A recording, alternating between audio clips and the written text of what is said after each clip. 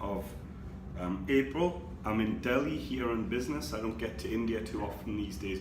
Firstly, I'd like to apologize for the noise in the bathroom. There's some kind of extractor fan.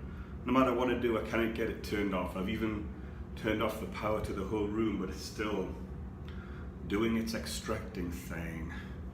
I don't know, hopefully it doesn't interfere too much with the sound of the video. So what have I got for you today? First up is the soap. The soap is from the Obsessive Soap Perfectionist, OSP. Look the guy up on ospsoaps.com. If you haven't got any of these soaps, you need them. They're fantastic.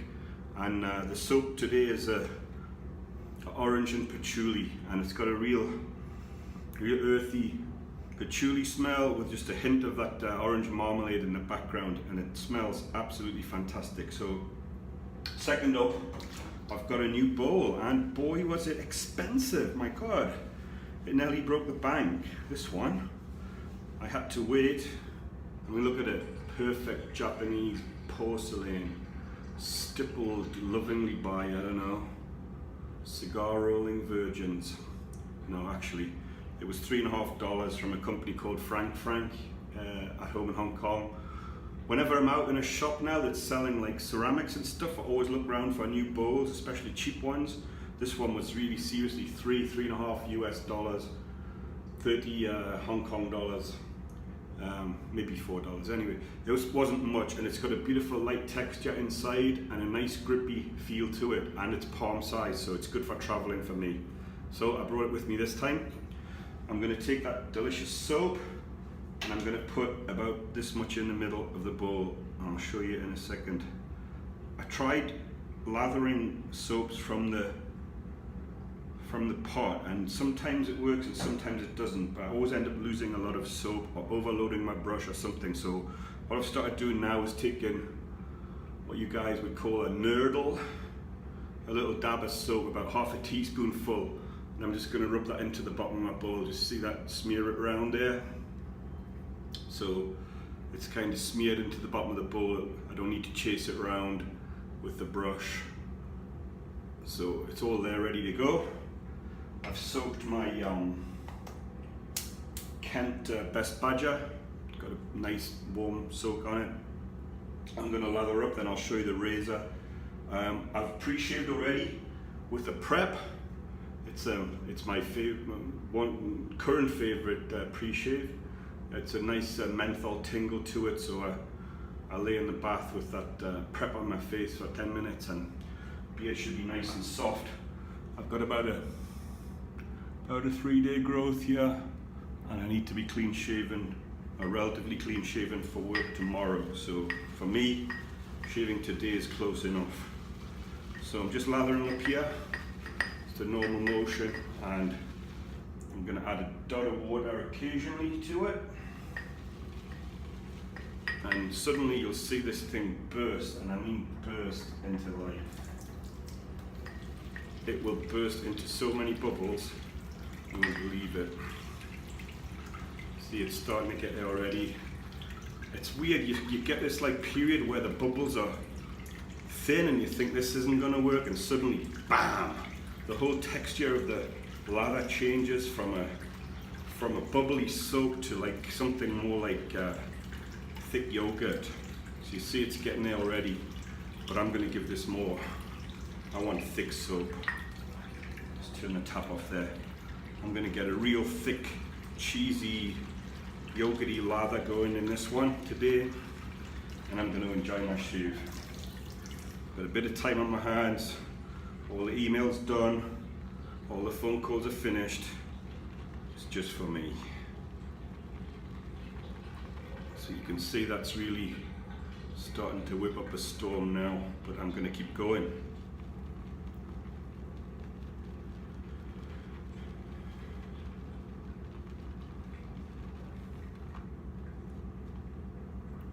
Nearly there. You put too much soap in the bowl and you get a thick, sticky lather, which I don't like. You see some people using a lather and it looks like a sticky paste, like toothpaste. That's not for me. I like a slick lather, but a thick lather, if you get what I mean.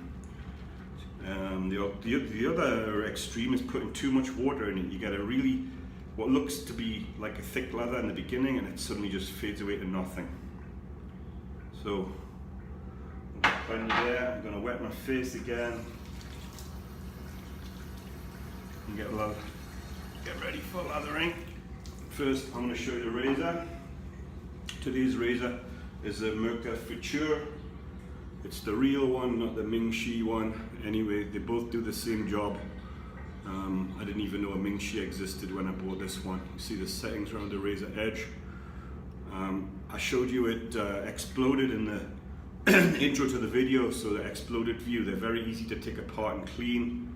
Blade is loaded from the top cap. Don't ever hold it like that. If you've got a blade in, you're going to lose your fingertips. Hold it like that on the edges and pull. It's got a spring-loaded clip that holds that cap on. It's like so. So I'm going to start shaving with a brand new feather blade today. So here we are. I'm unwrapping the blade.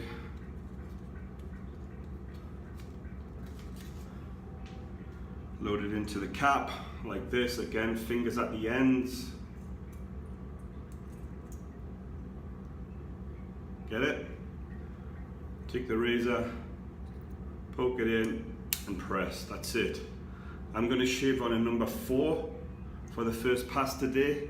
That's, for me, is reasonably aggressive. It goes right up to a number 6, which is, wow, super aggressive. A bit too much for me.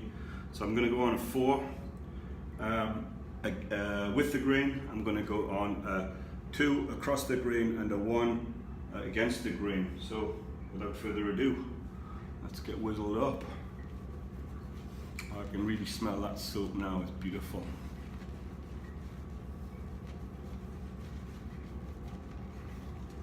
I just soak my brush for a few minutes in some warm water, so nothing too special about it. It's a fantastic brush. I mean, the brush is special, but the preparation of the brush, you know, I like to soak it just because everyone says you do, but you know, when I'm in a rush, I don't soak the brush, and hey, what?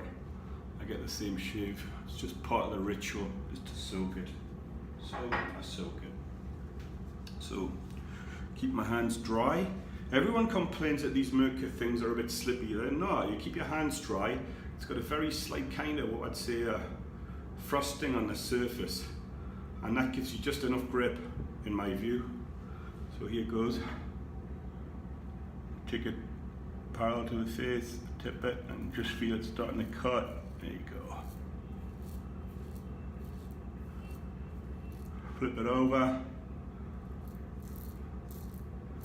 You can hear that cutting like a dream.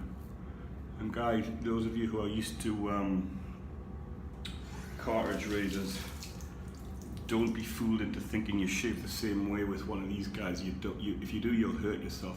Just very slight pressure, just the weight of the razor, really nothing more. If I could find a way of measuring this, I would. Right hand side. And seriously, it's cutting like there's nothing there. It's amazing.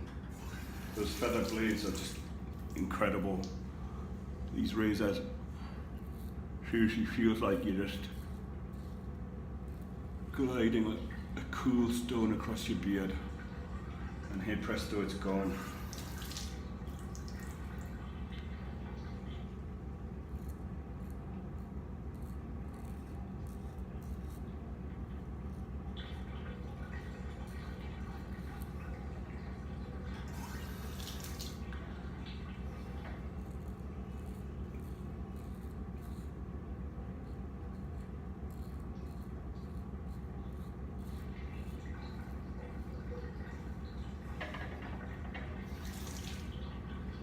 And the head, everyone says the head's too big to get under your nose. Either I've got a big nose, or they're not doing it properly, because watch.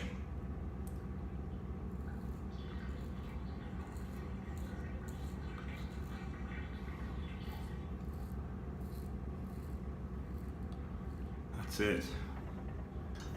And I tell you what, if you were in a rush, you could go now and just stop. It's not perfect, but it's good enough. But hell, today I want perfect. Wet my face up a little bit again. going to refresh that lather a tiny bit.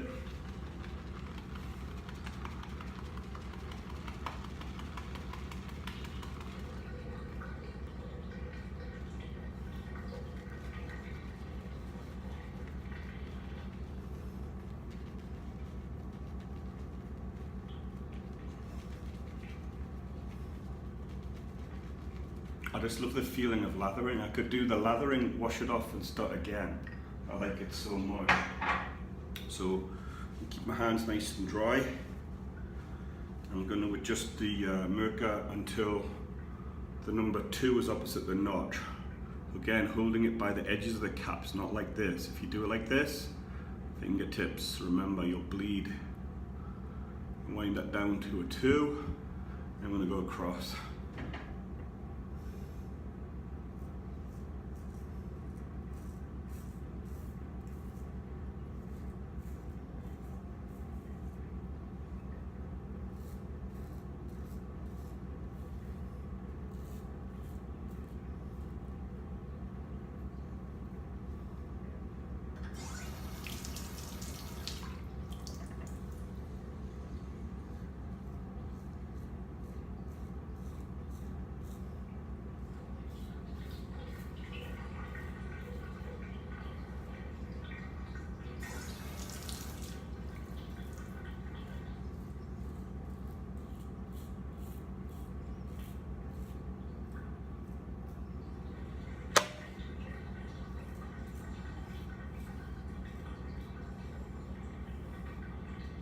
Seriously, if you cut yourself badly with a safety razor, I honestly don't know what you're doing.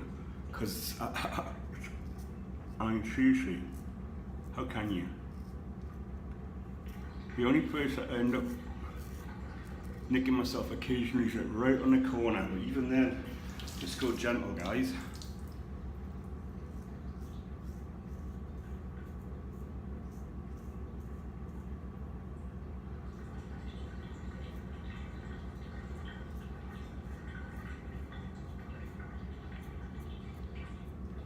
Okay, so we're on for round 3.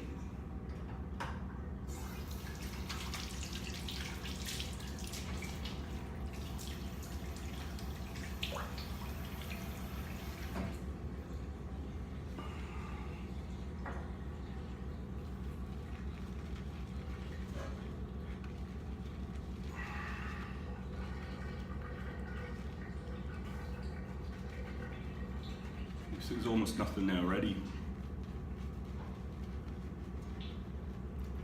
I think I'm going to leave it on a 2 for this last pass. Really get close to the meat.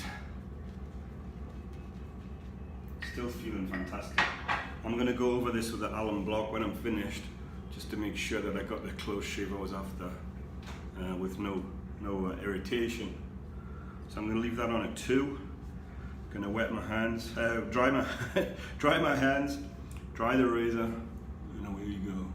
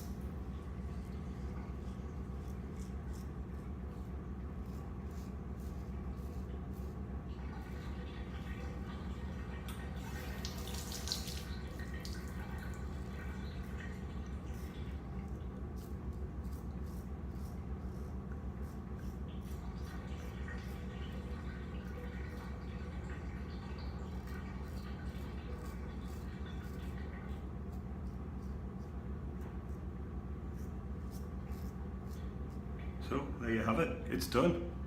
Let's get a quick rinse down, quick alum block, and then we'll be over. And I will have a baby butt smooth shave. Big face, shave face.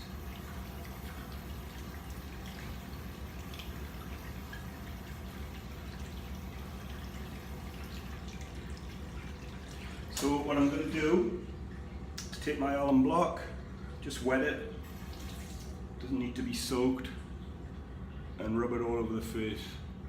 Everywhere where you've shaved and where you've gone a bit too close, you'll feel a little tingle. Don't worry about it, it's quite normal. I left that on a number 2 for the last pass, and that's given me a little bit of a buzz, but there you go. When you're finished, wash your alum block and just let it dry naturally. Don't pack it away wet or you'll end up crumbling it. So I'll leave the alum on there for about 15-20 seconds. I'll wash it down, I'll moisturize, and then I'm going to use this.